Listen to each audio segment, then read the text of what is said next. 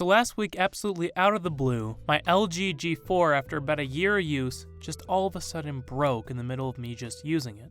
I didn't see this coming, and I really wasn't expecting this, but because I need my phone, I had to go to T-Mobile and purchase a new phone.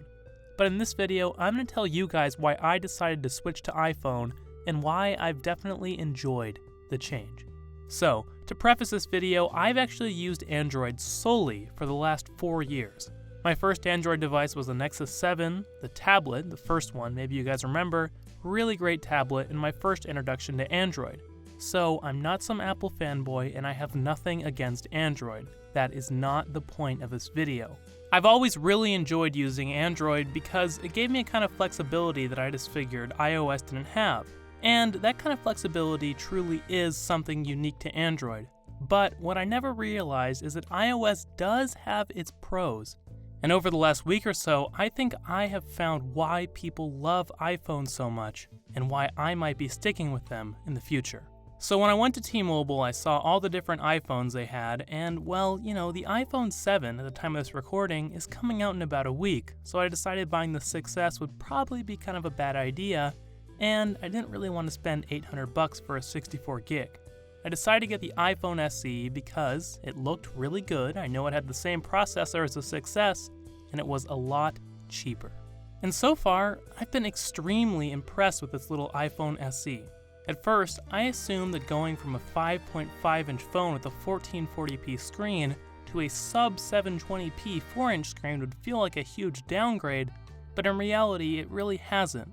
As great as the LG G4 was, the screen brightness was really not one of its strong suits, and that's where I feel like the iPhone SE really edges out the G4.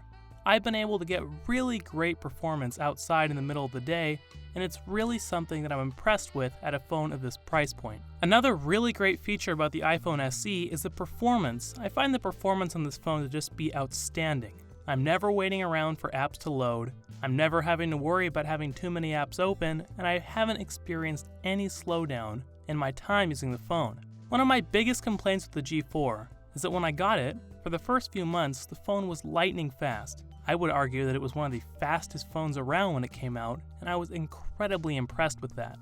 But over time, the phone just kept getting slower, and eventually, in the last month of usage, I found the phone was getting so slow that I felt like I really needed to replace it. Now I know that over time the iPhone will slow down as well, but other members of my family have phones like the iPhone 5S, and my dad has actually had his for over 3 years, and the phone is still doing really well in terms of performance.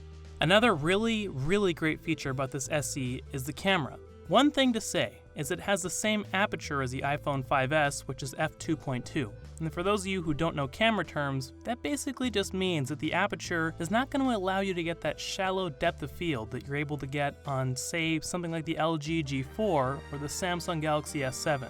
And that is definitely something I do miss from the LG. But where this phone really shines is its auto mode is just really fantastic. I loved my G4 because I go into manual and get really good shots because I knew what I was doing. But what I've been finding with the iPhone SE is that just using the phone in auto mode, I'm getting really excellent shots, which are significantly better than I expected, considering the phone is just in auto mode. Another thing is the iPhone SE has phenomenal video quality. The dynamic range is honestly outstanding for a cell phone, and in this test I have here, you'll see what I mean, as the light and the dark parts of the shot are both properly exposed, which is something that most phone cameras just can't do. I've really loved the audio performance on this phone through the headphone jack. It's obviously a very clear amp and DAC, and Apple has always been known for good audio quality ever since the iPod. That was one of my biggest complaints about the G4, is that it had a really subpar audio DAC.